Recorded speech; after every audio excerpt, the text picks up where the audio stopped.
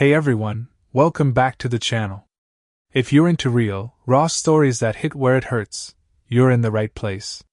Make sure to hit that like button, subscribe, and drop a comment down below. I read them all. Now let's get into it. My 18-year-old daughter and I looked down as my wife and boss, Chastity, 25, hoisted her suitcases into his car. He arrived Sunday morning to collect her for a Monday meeting in New York, and they had to catch an evening flight for preliminary sessions before mediation. Chastity, now 44 yet still striking after 25 years of marriage, stood 5 feet 7 inches with ebony hair and emerald eyes. Though time had added a few pounds, she stayed slim, her curves still in all the right places. We wed right out of high school. I worked while studying online so she could finish university. Pregnancy never altered her looks, and after law school we moved home to be near family, already with 2 kids. Julie was born in her first year of practice. I faced him with mixed emotions, irritated by his smug grin and unshakable confidence. I wanted to confront him, but I restrained myself. He wasn't worth a scene. He and the woman accompanying him were off to wrap up a civil case, unaware that I knew their alternate agenda. A stranger named Louise had phoned and warned me. We'd offered them a lift to the airport, but they preferred Michael's car for convenience. Not knowing when they'd return gnawed at me. Physically, he and I were almost identical, separated only by an inch or two and a handful of years. Attractive or not, I was ready for an even fight.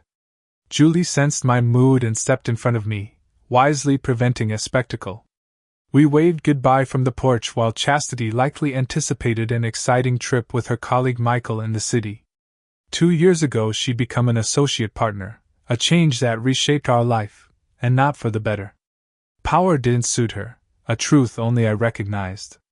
Louise, Michael's wife, laid out his record of affairs with subordinates and promised this would be his final betrayal. A trap was set. Once the car vanished, Julie and I went inside. "Does Mom have any idea what we know, Dad?" she asked. "That Michael just wants to add her to his list?" I answered, "Probably not. She's always been blind to that, lawyer or not. Rumors about Michael never bothered her, she brushed them off. She thinks she's immune, that this is just a thrilling break from our ordinary life. It'll devastate her when she sees she's just another conquest," I continued. "And worse when the fallout hits." Julie studied me. "Why didn't you stop it if you knew?" she pressed. "You know your mother," I said. "If I warned her, she'd call it jealousy. We'd just argue. Once she decides on something, nothing can move her." "Does his wife know?" Julie asked. "Yes, and her father," I replied. "They're set to catch them red-handed. This isn't his first time. Louise knows everything. Her kids are grown, she's ready to end the sham." "Will you forgive Mom?" Julie's voice trembled. "Not this time," I said. "I forgave her once. Now? Different story. Time to move on." Divorce became inevitable the moment she left. The shock on my daughter's face will stay with me. She, like her siblings, had no clue. Learning of her mother's past infidelity was a brutal blow. "Dad, you have to explain," Julie insisted. "I don't understand." "You're the youngest, Julie, so keep this between us," I said. "Before you were born, your mother cheated until she was visibly pregnant. If you hadn't been mine, I'd have left. A DNA test proved you're my daughter." Julie's astonishment was clear. Only 3 of us ever knew that secret, guarded for the family's sake. "Who was he? Do we know him?" she asked. "I haven't spoken to him in 18 years, I replied. "Your kids call him Uncle Charles." Julie absorbed the revelation. Her dad consistently sidestepped gatherings that included Charles. Her grandparents divided Christmas between their place and Charles. At last it all clicked, why her father kept his distance from his brother. "Maybe pinging Uncle about Chastity's flight back and their hotel will revive some old ties," I joked to Julie. I walked to the kitchen, poured coffee, and thumbed through the local paper, scanning listings for rentals and houses for sale. With Julie off at university, Chastity could remain in the home until she finished her degree. I had to relocate before Chastity returned, where Judge MacDonald always put the kids first, often leaving parents annoyed. Julie's phone buzzed. She murmured into it for several minutes. Uncle Charles owned up to the setup, she told me later. He feels for you and wants to talk. After 18 years, I figured it was time to hear my brother's side. Chastity's behavior pushed me to revisit the past. Though wounded, I'd stayed married for the children. Wanting to avoid a split home, I grabbed a bottle of Jack and asked Julie to drive. Charles waited at our old fishing hole on Dad's land. We passed the bottle, and he shared his version. It clashed with Chastity's story, so the truth probably lay somewhere between. In the end, the exact facts mattered less. Hearing him shoulder blame was oddly soothing. I now aimed more of my anger at my wife. Charles had always been a follower, not a leader. Dad, spotting our campfire, approached with a weapon, thinking we were trespassing teens, and herded us to the farmhouse in Charles's truck. Mom fried eggs and potatoes to sober us, just like when we were kids. As we ate, she phoned Julie and Charles's wife. By the time they arrived, we were nearly clear-headed. Mary, who married Charles after the split, looked stunned to see us together. "Fine, you two made up," she said. "After all this time, we deserve the real reason you stopped talking." I started, but Charles nudged me, our old signal to stay silent. He'd always been the storyteller who got us out of jams, yet this time I'd misread him. Chastity and I, he confessed, were involved while she was carrying Julie. I was foolish. My younger brother caught us and has treated me as dead ever since. Dad muttered, "If I were Clinton, I'd deal with you myself." Mom asked what prompted the confession. Chastity flew to New York with her boss, I explained. They booked a single room, which looks bad. Louise, Michael's wife, hired private investigators. Julie knows, and seeing her mother's excitement hurts. Now she gets why I reacted. "I should have let you confront him, Dad," my daughter said, locking eyes with me. Silence followed, so I went on. "Since Chastity keeps the house while Julie's in school, I need a place before she returns." "Dad, I'm not staying with Mom," Julie declared. "Where you go, I go, we stick together." She was firm, just like me, and meant it. "Julie, come upstairs," Mom said, and they disappeared. When they came back, the decision was made, we'd move in with my parents. For now, we needed only clothes. On the drive back, Julie scolded me, "Stop defending Mom. We're adults."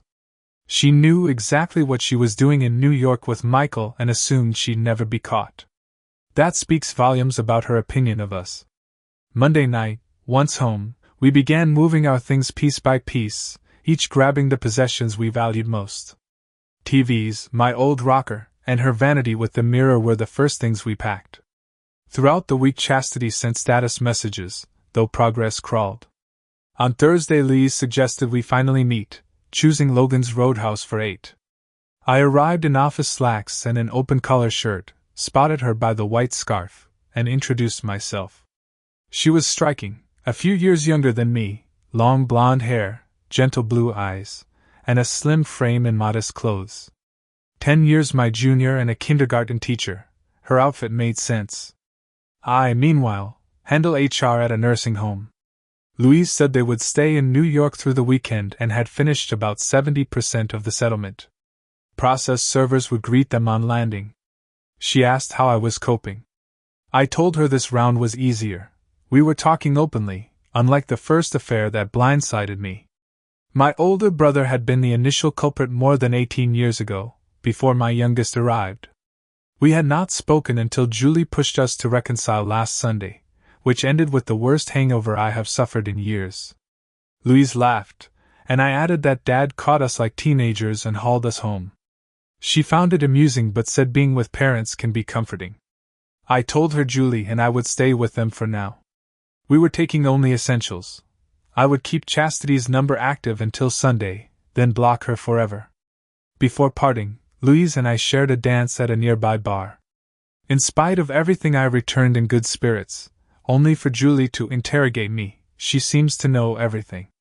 Next morning while we dressed, Julie kept teasing, "Daddy has a new girlfriend." Sunday dinner was wonderful. My parents already felt at ease. Mom enjoyed cooking for us again, and very little food remained. At 1 a.m. a call jolted me awake. Louise reported that the hotel detective had entered while they slept. The entire scene was recorded. She sent me a temporary copy. I dressed and went downstairs to make tea. Mom appeared and asked if the water was still hot. I poured her a cup and showed her the video. Chastity and Michael were naked under the sheets, their startled voices clear. They looked like deer in headlights. Mom saved the copy to her phone. "We are done with Chastity," she said. I told her Julie and I had blocked the number that night. We knew legal papers were coming. Mom took our phones and I showed her the steps. Sharing tea with Mom in the small hours brought back warm memories. Later I instructed the receptionist to block any call from my wife. Around 11 she said Chastity was ringing every 20 minutes. She asked how to stop it. I asked for her mobile number, sent the receptionist the video, and said that if Chastity demanded to talk, ask for her cell, send the clip, and tell her Julie and I received it. That was the last I heard that day. Before leaving, the receptionist confirmed she had followed my directions. Once the video arrived, the calls stopped. She said to call if we needed anything. While Mom cooked dinner and Julie helped, I briefed my daughter on the office situation. A text from an unfamiliar number came in, pretending to be from Mom and asking me to call. It took seconds to realize the phone likely belonged to Michael. "I figure your brothers will try to reach us around 8 tonight," I told her. "Your mom will push them to call. They've probably already stopped by the house and realized we vanished. If that happens, they'll be floored," Julie said. I left a note for Mom, hinting she'd have to kick Michael out now that his wife tossed him. Kind of funny, since I knew Chastity would never admit anything to the boys. "Dad, how about we shut our phones off for a while?" Julie proposed. "That way my brothers have to call Mom to figure things out." So we did, and the evening stayed quiet for us, though not for everyone else. Later we heard the boys had driven to the old place. When they saw my rocker missing, they tore through every room. Julie's note in the kitchen confirmed we'd moved. Their calls went unanswered, which only annoyed them more. Their mother pretended she had no idea what the note meant or where we'd gone. No matter how hard they tried, they couldn't track us down. Eventually they rang Uncle Charles. He hinted maybe I didn't want to be found after what their mother pulled. Stunned, they never asked how he knew. In hunting for us, my sons spread word of the split faster than any rumor mill. By the close of the next workday my secretary patched Jake through. After the "hello how are yous" he cut straight in. "What's going on, Dad? Where are you and Julie living?" "Not much," I said. "What used to be wrong feels right and vice versa." "Let's skip the theology, Dad," he warned. "Just the facts." "Check the text I just sent," I said. "It'll answer you. Pass it to Jason, and if you want to talk, swing by Grandpa's after supper." I hung up, shipped the video, and told Julie. 10 minutes later Jake replied, "Wow. I'll be there by 8. My parents slipped out, leaving the kids and me to talk marriage fallout. I listened to their thoughts on my next move. The boys didn't think their mom's actions were catastrophic and advised me to move forward. "Everybody slips up, Dad. Remember all the times you forgave us?" Their sister bristled. "You're my brothers, but you're clueless," Julie snapped. This wasn't a mistake. Mom and Michael orchestrated everything. The room was reserved under Mr. and Mrs. Deuce Michael Truscott. A full week before they left. Watching my sons' faces as Julie laid it out, unforgettable. "We watched Mom leave that Sunday, knowing she was off to cheat," Julie said. "She made him pick her up, looking nervous yet determined. Dad offered to drive her to the airport. She refused. She wanted the show of leaving with him. We were probably their punchline all the way to New York. She never guessed we knew, never since we saw through it." Julie asked why I didn't step in. I told her, "Your mother would have denied everything. Her behavior proved she'd already walked out on the marriage." "It wasn't an accident, it was scripted," Julie stressed. "Dad and I knew 2 weeks before she left. Michael's wife tipped us off. That's why we had video within an hour of them being served. Boys, understand, Your mother didn't just betray me, I told them. She betrayed all of us. Tomorrow I'm seeing a doctor for an STD panel. All three kids stared, stunned. I'm doing it because I can't be sure she hasn't had other partners, I said. Maybe this is the first time she's been caught, but those endless business trips make me wonder. Dad, come on, Jason protested. Mom couldn't have had others. Given what we know, can we rely on her version of events? I asked. Facts outrank claims. A clean STD screen will bolster what you're hoping. When the kids stayed silent, I stood up. I'm grabbing a coffee. My folks, who'd caught every word, signaled their approval. Clint, you're handling this the smart way, Dad said. Given her position in travel, other partners are entirely possible. Conferences and mediations make temptation easy. Even with burner phones, you can't rule out calls, I added. In a world where one person's truth is another's lie, I won't take her word at face value. My cell buzzed. I stepped onto the porch to answer. Hi, Louise, what's up? She recapped her chat with Michael. It crashed and burned. He can't fathom why she's divorcing, thinks she should just forgive and move on. She spelled out that he's not welcome in their daughters' lives. Only then did he grasp her resolve. He's oblivious to the wreckage he caused. Chastity's floundering now that she's jobless. They'll fly back Thursday to settle things. Julie and I blocked her, I said, and I told reception to refuse her calls. She begged me to stop, I continued. So I forwarded the clip you sent. Now she knows we know, must sting losing control. Louise told Michael his stuff's stacked in the garage until he collects it. Locks change just to gauge his reaction. I filled her in on my heart-to-heart with the kids and why I'm getting tested. Do you really think your mother would admit it if there were others? One step at a time, Julie and I are out. We wished each other good night. Back in the kitchen, every eye fixed on me. I'm off tomorrow, I announced. Lawyer at 9. I want those two served the moment they land Thursday. Tears welled in my son's eyes as the weight sank in. Dad turned to Jake and Jason. Michael may not be the first, but he'll be the last. I'd have handled the first one differently. That's not true, Jason argued. Mom denied it until we showed the video. You don't know half of it, Mom cut in. Ever wonder why your father never spoke to Uncle Charles until now? They mended fences Sunday, Julie added. Charles confessed, Dad never deserved what happened. Tension hung thick while I set the kettle on. How the kids reacted next would shape them. The boys chose to head home, leaving the kettle whistling. With Julie asleep, I had a quiet talk with my parents. They'll study your every move, Mom warned. Your conduct will guide them. I know, I said. I'll stay calm and let the lawyers work. The past can't be undone, short of extremes, and that's off the table. Some call this last call, Dad mused. Maybe, but chastity isn't worth prison, I echoed Charles.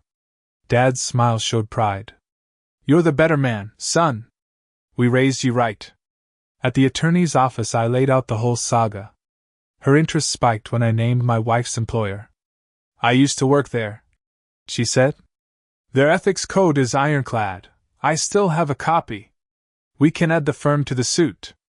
Even if we only recoup fees, it'll cause headaches for Brenda Ferguson, she noted. Let's do it, I agreed.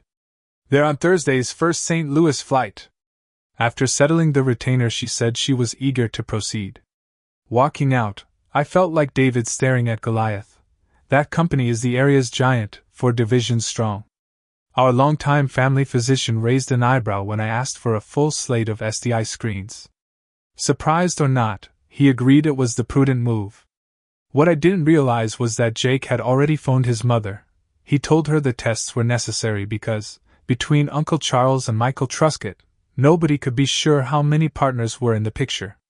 Let it cool off before you try to explain anything, Mom, he cautioned, wary of more lies. While she was gone, the firm she works for was slapped with hefty fines. My lawyer is chasing a $10 million settlement, arguing that firing the partner is basically an admission of guilt. When the pair finally flew home, the formalities began, Chastity even had to grab a taxi alone. Then the doctor called. I'd picked up a minor infection that must be reported. That meant Chastity would have to list every recent partner.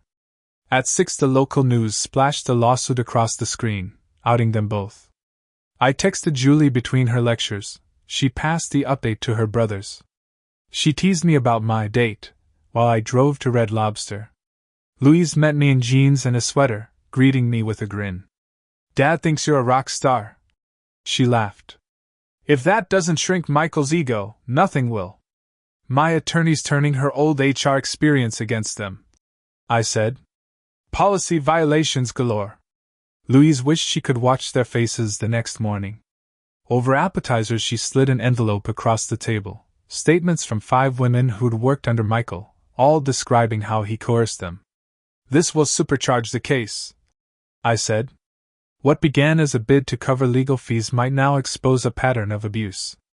We talked divorces, kids, and everything in between. A genuine friendship started to form. Near midnight, I brewed tea at home when I heard Julie sobbing. I poured her a cup, told her tears were part of healing, and held her until she settled. Friday at lunch, I dropped the statements with the lawyer. By afternoon, she suggested turning the matter into a class action suit for bigger damages. I wished her luck and left. Back at work, management and co-workers showed real support. On the way home, I pulled $1,000 in cash and handed it to Mom. She gave me that look only mothers can. Think of it as rent for the extra groceries, I said.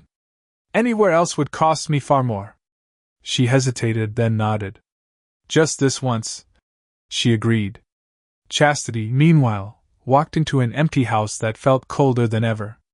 After a day of scorn, she and Michael had nowhere to turn, and now Clint, and the ex-employee attorney, were suing the entire firm. Chastity couldn't fathom how he dug up a former insider who never even made partner. Clint's choice of counsel stung even more than the lawsuit itself. He'd hired someone who knew the firm's every trick, putting them on the back foot from the first volley. Mixing a rye on the rocks, Chastity settled in to study the divorce packet. Only then did it click. Her husband and daughter had known the whole time she and Michael jetted off together. Now the collapse of her marriage was unmistakable.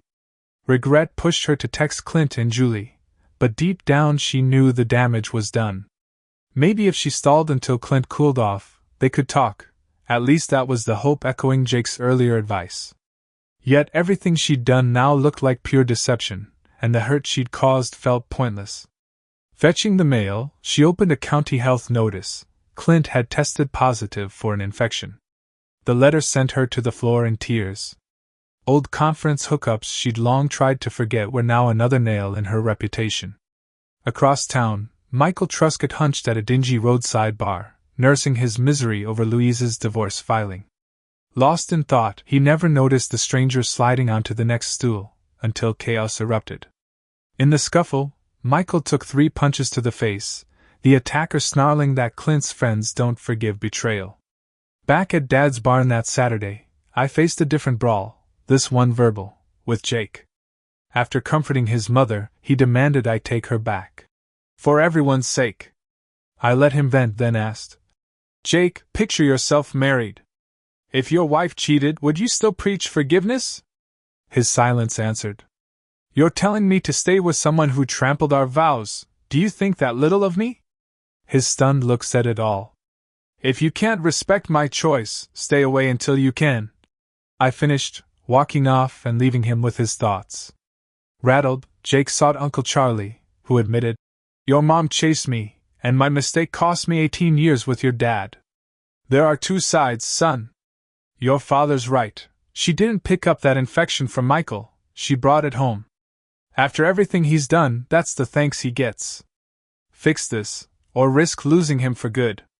Monday dawned victorious at their firm. The settlement had landed, the partners were celebrating. My lawsuit, however, hit the same morning. Bruised but present, Michael whispered the bar fight story to Chastity.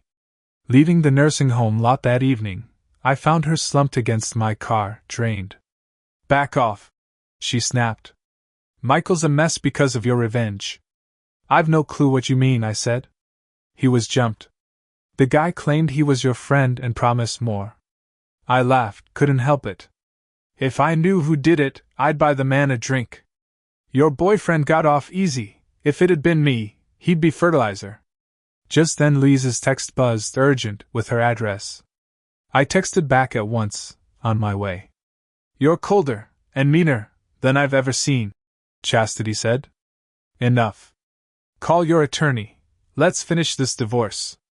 I drove off without another word, done with her sermons. Louise met me at the door, clearly rattled. What happened? I asked. Your dad's buddy had Michael worked over, she said. He used your name. My grin told her everything. She actually looked relieved. Not mad? Not worried? Only wish I had his address so I could send a bottle of thanks, I said, giving her a quick hug. Before I could step back, she kissed my cheek. They're in the kitchen, they'd like a word, Louise said, fingers lacing with mine as she led me in. Her daughters peeked from a doorway. I winked, they winked back. Louise's father, slightly younger than mine, stood by the table. A big man.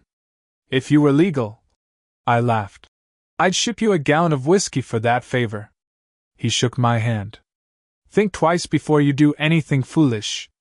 My father's warning saved me plenty at your age. Ice broken, he took the young bruiser home, leaving Louise, the girls, and me. Hi, I'm Livia, said the 10-year-old. I'm Lori 8. Favorite place to eat? I asked. Zizzy's. All-you-can-eat pizza, they chorused. I knelt.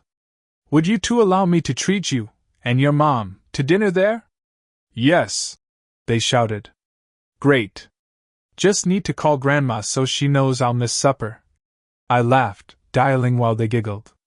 At Zizzy's the girls bolted ahead. Louise queued for another slice.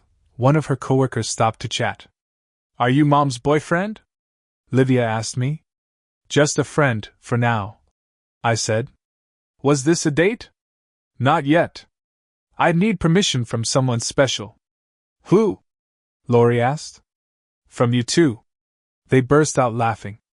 You've got it, Mom already says she likes you, they whispered as Louise returned to find us cracking up. Later, Lori tugged my sleeve. Dessert time. We loaded plates with cinnamon knots and headed back to their place. At the door the girls scampered inside, bedtime calls echoing. Dating skills rusty, I muttered goodnight and turned to leave when Louise called my name. We faced each other on the steps. She kissed me, and I kissed back. My daughter said you were about to ask me out. She smiled. Clothes, she misheard. I was joking with them while you were busy, I explained. We sat on the porch like high school kids, admitting we liked each other but weren't sure what came next. With September nearly over, we decided to take the girls to the county fair next Saturday, and see where things went from there. It was near 10 when I rolled up the farm lane. Julie spotted the grin immediately. Dad's glowing, must have been some meeting, she teased. I filled her and my parents in on the whole day. If that story shook something in you, don't forget to like, comment your thoughts, and make sure you're